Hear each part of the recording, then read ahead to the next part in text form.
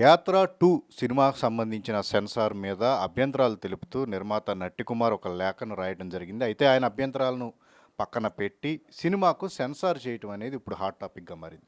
అయితే ఈ సెన్సార్ చేయటం వెనక చాలామంది ఇన్‌ఫ్లూయెన్స్ కూడా ఉంది అని చెప్పేసి ఇప్పుడు నట్టికుమార్ ఆరోపిస్తున్నారు. అసలు ఏంటి బ్యాక్ ఎండ్‌లో ఏం జరిగిందనే విషయం మీద ఆయన్ని అడిగి తెలుసుకుందాం. అంటే మీరు కొన్ని అభ్యంతరాలను లేవనెత్తారు. దాన్ని పరిగణలోకి తీసుకోకుండా చేశారు. అంటే ఒక సిస్టమ్‌ను, గైడ్‌లైన్స్‌ను ఫాలో అవ్వకుండా జరిగింది అనేది మీ ప్రధానమైన ఆరోపణ. అసలు ఎగ్జాక్ట్‌గా ఏంటి సెన్సార్ గురించి? ఇప్పుడు సెన్సార్ అంటే వాళ్ళు పెట్టిన ఇది సెన్సార్ సినీ ఆటోగ్రాఫ్ యాక్ట్ సెన్సార్ గైడ్లైన్స్ అంటే ఒక సినిమా సెన్సార్ చేయడానికి 66 రోజులు కావాలి.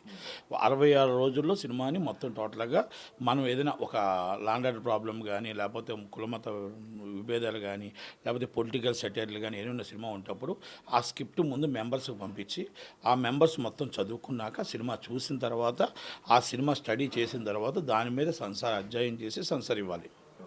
ఇది మామూలు గైడ్లైన్స్. సినిమాలు మామూలుగా ఎప్పుడైనా ఆర్డర్లోనే ఆన్లైన్లో బుకింగ్. ప్రతి సినిమా ఇప్పుడు 70 సినిమాలు పెండింగ్ ఉన్నాయి.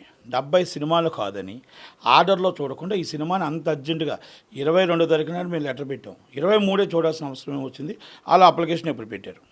అప్లికేషన్ ఫ్రైడే నాడు ఒక 3-4 డేస్ బిఫోర్ పెడితే మీరు ఆ సినిమా చూసేశారు.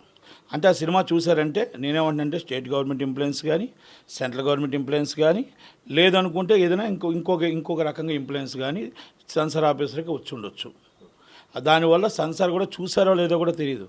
సెన్సార్ సర్టిఫికేట్ కూడా ఇష్యూ చేసేందుకు ఓకే చేశారు. సెన్సార్ చూడకుండా కూడా సినిమాలో ఏం సన్నివేశాలు ఉన్నాయి, ఏమున్నాయి అని చూడకుండా కూడా వాళ్ళు ఓకే చేశారనేది మాకు అనిపిస్తుంది. కనుక ఏమంటున్నాం, ఇమీడియట్లీ చైర్మన్ గారికి ఏమడుగుతున్నాం అంటే ఒక్కసారి రివ్యూ సినిమా చూసి దాని మీద అభ్యంతరాలు ఏమున్నాయో ఈసారి క్యాన్సిల్ చేసి as rule censor guidelines follow up అవి 70 సినిమాలు పూర్తవ్వాలి. ఆర్డర్లో చిన్నోళ్ళందరినీ మీరు పట్టించుకోకుండా వదిలేసి వాళ్ళని ఆఫీస్కి కూడా రానివ్వకుండా ఒక నియతత్వ పాలన చేస్తున్న ఈ సెన్సార్ ఆఫీస్ మీద ఆఫీసర్ని ఇమీడియట్లీ సస్పెండ్ చేసి ఆ మీద ఎంక్వైరీ కంటెస్ట్ చేయాలి. ఇమీడియట్లీ సీరియస్గా తీసుకోవాలి. అలాగే మీ సినిమా కానీ ఒక కానీ మీరు సోమవారం గల పట్టించుకోకపోతే మేము న్యాయ పోరాటం చేస్తాం. న్యాయం మేము కోర్టు వారికి మేము మొత్తం జరిగిందంతా వినిపిస్తాం. ఇంతకుముందు జడ్జిమెంట్లు వినిపిస్తాం, సుప్రీంకోర్టు జడ్జిమెంట్లు వినిపిస్తాం, వాళ్ళు వేసిన కౌంటర్స్ వినిపిస్తాం. అన్నీ వినిపించి మొత్తం టోటల్గా మా నాయకుడికి ఏం అభ్యంతరాలు ఉన్నాయో, మా నాయకుడిని ఏ విధంగా కించపరిచారో, అలాగే ఆధార్ మొత్తం జాతీయ నాయకులను ఏ విధంగా కించపరిచారో అన్నీ కూడా వివరంగా చూపించి అవన్నీ చూపించి కోర్టు వారిని ఆశ్రయించి కోర్టుగా మేము ఫైట్ చేస్తాం. ఒకటి is political influence and AP government, is a political influence and central government, లేదంటే మనీ అని పనిచేయాలి. లేకపోతే ఎవరు కూడా దీనికి వచ్చి ఫ్రీగానే ఆ లెవెల్లో ఆ ఆఫీసర్ ఎవరు అక్కడ తెలియకుండా ఎవరో ఐఆర్ఎస్ ఆఫీసర్ ఆమె తెలియకుండా గబగబా వచ్చేసి ఈ సినిమా చూసేంత అవసరం లేదు. ఆర్డర్ ప్రకారం చూడాలనుకుంటే మరి అదే ఇన్ఫ్లుయెన్స్ ఈ 70 సినిమాలు చూడొచ్చు కదా. ఈ 70 సినిమాలు ఎందుకు చూడాలి? ఒక ఆయన నా అప్పుల పాలు అయిపోయాను, చాలా కష్టాల్లో ఉన్నాను, నేను సూసైడ్ చేసుకునే పరిస్థితులు ఉన్నాయి, నాకు సెన్సార్ చేయనని 2 నెలలు బట్టి తిరుగుతున్నాడు ఆఫీస్ చుట్టూ. అలాగే ఇంకొక ఆయన 2 నెలలు బట్టి తిరుగుతుంటే నిన్న సినిమా చూశారు. ఇంకొక ఆయన అసలు ఉదయం నుంచి రాత్రి దాకా ఊరి నుంచి బయట ఊరి నుంచి వచ్చి అక్కడే కూర్చుంటున్నారు. మరి వాళ్ళందరూ సినిమాలు ఎందుకు చూడట్లేదు? వాళ్ళు కూడా ఒక యాత్ర లాంటి ప్రొడ్యూసరే కదా, ఇంకో సినిమా లాంటి ప్రొడ్యూసర్లే కదా. వాళ్ళని మీరు ఆల్రెడీ అందరు ప్రొడ్యూసర్ని ఒకలాగే చూడాలి. గైడ్లైన్స్ కూడా ఒకటే గైడ్లైన్స్ ఉంటాయి.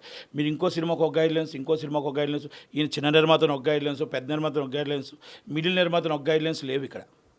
కనుక ఆమె ఇక్కడ 100% ఇన్ఫ్లుయెన్స్కి ఉపయోగపడింది కాబట్టి ఆమెను ఇమీడియట్లీ సస్పెండ్ చేయమంటున్నాం. అంటే ఇప్పుడు దీన్ని ఇంతకుముందు కూడా వ్యూహం సినిమాకి సంబంధించి ఒక రిపోర్ట్ వచ్చింది. దాని మీద కోర్టు తీర్పు అనేది ఇంకా నడుస్తూ ఉంది.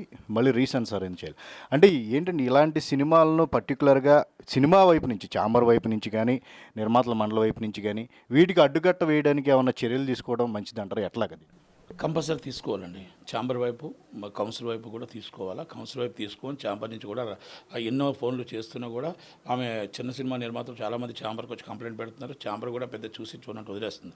కౌన్సిల్ జాయింట్ సెక్రటరీగా నేను ఆల్రెడీ రేపు ఈసీ మీటింగ్లో ఇంత ముందు మీటింగ్లో కూడా నేను లేవనెత్తాను. ఈ ఆఫీసర్ మీద 1 man షో చేస్తుంది. ఈమె ఇటు పరిస్థితుల్లో సినిమాలు ఏంటంటే అక్కడ ఏ పెద్ద సినిమాలు ఉన్నాయో, ఆమెకి ఏ ఇన్ఫ్లుయెన్స్ ఉందో, ఆ ఇన్ఫ్లుయెన్స్ అంటే 3 విధాలు ఉండొచ్చు. ఆమెకి ఏ ఇన్ఫ్లుయెన్స్ ఉపయోగపడుతుందో ఆ ఇన్ఫ్లుయెన్స్కే సినిమాలు చూస్తుంది తప్ప వేరే సినిమాలు చూడట్లేదు. ఈ ఉపయోగపడిన సినిమాలు అయితే చూడట్లేదు. చిన్న సినిమా నిర్మాత అవ్వచ్చు, పెద్ద సినిమా నిర్మాత అవ్వచ్చు. ఈ ఇన్ఫ్లుయెన్స్ రాలేదనుకోండి పక్కన పెట్టేస్తుంది. ఇన్ఫ్లుయెన్స్ అంటే 3 విధాలు ఉండొచ్చు. పర్సనల్ ఇన్ఫ్లుయెన్స్ అవ్వచ్చు, లేకపోతే మనీ ఇన్ఫ్లుయెన్స్ అవ్వచ్చు, ఏదైనా అవ్వచ్చు. మేబీ ఏదైనా అవ్వచ్చు. నేను కానీ ఎందుకంటే ఎందుకు నేను అంటున్నానంటే ఆ మాట గట్టిగా చెప్తున్నానంటే 70 సినిమాలు ఉంటుండగా మీరు ఆర్డర్లో సినిమాలు ఎందుకు చూడలేదు? మీరు ఆర్డర్లో సినిమాలు చూడకుండా మీరు ఇప్పుడు యాత్ర 2 కానీ ఇంకో సినిమా కానీ ఇప్పుడు ఈ ఓన్లీ సినిమాలు రిలీజ్ అవుతున్న పెద్ద సినిమాలు మాత్రం మీరు చూసి తక్కువ సినిమా నిర్మాతలను మీరు పట్టించుకోవట్లేదు అంటే దాని అర్థం ఏంటి? అంటే వాళ్ళ దగ్గర నుంచి మీకు ఏం రావట్లేదనా? వాళ్ళ దగ్గర నుంచి మీకు ఇన్ఫ్లుయెన్స్ లెటర్లు రావట్లేదనా? వాళ్ళ దగ్గర నుంచి మీకు ఏంటో వాళ్ళ పరిస్థితి బాగాలేక వాళ్ళ సినిమా మీకు సెన్సార్ రూల్ ప్రకారం డబ్బు కడతారు. సెన్సార్ రూల్ ప్రకారం మీకు వాళ్ళు మనీ కడుతున్నారు, థియేటర్ బుక్ చేస్తున్నారు, మీకు కంటెంట్ ఇస్తున్నారు. అదే రూల్స్ అండ్ రెగ్యులేషన్స్. మరి దాన్ని ఎందుకు పక్కన పెట్టారు? దానికి సమాధానం చెప్పాల్సిన బాధ్యత చైర్మన్కి ఉంది, సీఈఓకి ఉంది, ఆఫీసర్ గారికి సమాధానం చెప్పాల్సిన అవసరం ఉంది. ఆ ఎట్టి పరిస్థితుల్లో ఆమె కోర్టుకి వెళ్తాం కంపల్సరీ. అంటే ఒకటి ఇంతకుముందు కూడా మనకి బాంబే కానీ కర్ణాటకలో కూడా సెన్సార్ వాళ్ళ మీద కొన్ని వచ్చినాయి కంప్లైంట్స్ అనేవి రావడం జరిగింది. అంటే సరైన మానిటరింగ్ సిస్టమ్ అనేది సెన్సార్ మీద లేకపోవడం, అంటే పై అధికారుల మానిటరింగ్ అనేది సరిగ్గా లేకపోవడం ఇదంతా రిపీట్ అవ్వడానికి కారణం అనుకోవచ్చు. పొలిటికల్ ఇన్ఫ్లుయెన్స్ ఎక్కువ ఉంటుంది. పొలిటికల్ ఇన్ఫ్లుయెన్స్ వల్ల ఇప్పుడు ఇలాంటి సినిమాలు కూడా చూడనట్టు వదలడం అవ్వచ్చు, లేకపోతే మనీ ఇన్ఫ్లుయెన్స్ అవ్వచ్చు, లేకపోతే ఇంకోటి అవ్వచ్చు. ఇంతకుముందు జరిగిన కూడా ఇలాగే దొరికారు కనుక ఇలాగే కంప్లైంట్లు పెట్టారు. కొంతమందికి ధైర్యం లేకో, కొంతమందికి ఇంకేంటంటే ఇబ్బంది కలుగు, కొంతమంది రేపు సినిమా ఫీల్డ్లో మనం ఎందుకు అభాస్పాలు అవ్వడం, రేపు మళ్ళీ సినిమా సెన్సార్ చేయడం భయంతోనో చాలామంది కంప్లైంట్లు ఇవ్వట్లేదు. కానీ ఇది ఈ రోజుగా ఛానల్ నుంచి వస్తుంది ఈ ప్రాబ్లము. కనుక ఈ ప్రాబ్లమ్ని రెక్టిఫై చేయాలి అంటే ఎట్టి బస్సు మానిటరింగ్ సిస్టమే కాదు, మానిటరింగ్ ఆన్లైన్ పెట్టారు. ఆన్లైన్ సిస్టంలోనే సినిమా చూడాలి. ఆర్డర్ ప్రకారంగా మీరు 21వ తారీఖున సినిమా ఉంటే 21వ తారీఖున ఆన్లైన్లో చూసి 22 ముట్టుకోవాలి. 22వ తారీఖు సినిమా చూస్తే 23 ముట్టుకోవాలి. 23 సినిమాలు ఫుల్ ఫినిష్ ఆన్లైన్లో అయిపోయిన తర్వాత 24 ముట్టుకోవాలి. ఆన్లైన్ అన్ని రూల్స్ అండ్ రెగ్యులేషన్స్ పెట్టారు. సెన్సార్ డేట్ మీరు వచ్చి ఆటోమేటిక్గా సినిమా డేట్ సెన్సార్ డేట్ చేస్తే మేము చూడము, ఎందుకంటే మా మీద ఇన్ఫ్లుయెన్స్డ్ పడుతుంది.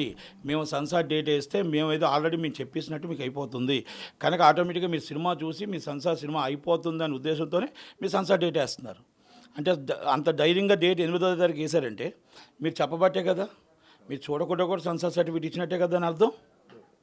మీ ఇన్ఫ్లుయెన్స్డే కదా. ఈరోజు మా ప్రతిపక్ష నాయకులను ఈరోజు ఇబ్బంది పెట్టడానికి తిట్టడానికి మీరు ఒక సర్టిఫికేట్ ఇస్తున్నారు. Is correct? ప్రతిపక్ష నాయకులు తిట్టడానికి మీరు ఒక సర్టిఫికేట్ ఇస్తున్నారు. మీరు ఏది తిట్టండి మీరు అని చెప్పేసి ఇదే సెన్సార్ ఇండివిజువల్ బాడీ. ఎంత దాకా కరెక్ట్? ఒక పార్టీకి మీరు కొమ్ము కాస్తున్నారు, ఒక పార్టీకి మీరు సపోర్ట్ చేస్తున్నారు. ఆ ప్రతిపక్ష నాయకులు తిడుతుంటే మీరు ఆనందంగా ఒక సర్టిఫికేట్ సంతకం పెట్టి మీరు ఇస్తున్నారు. ఎంత దాకా కరెక్ట్ ఇది? కనుక ఆమె ఇమీడియట్లీ సెన్సార్ సర్టిఫికేట్ క్యాన్సిల్ చేయకపోతే మేము లీగల్ యాక్షన్కి మేము వెళ్తాం.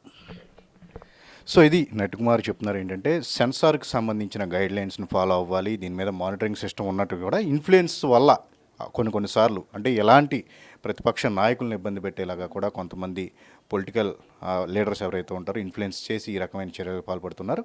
దీని మీద అవసరమైతే న్యాయ విచారణకు కూడా తాము సిద్ధం అని చెప్పేసి కూడా చెప్తున్నారు. కెమెరామెన్ బాలరాజ్తో సుజన్, ఏబిఎన్.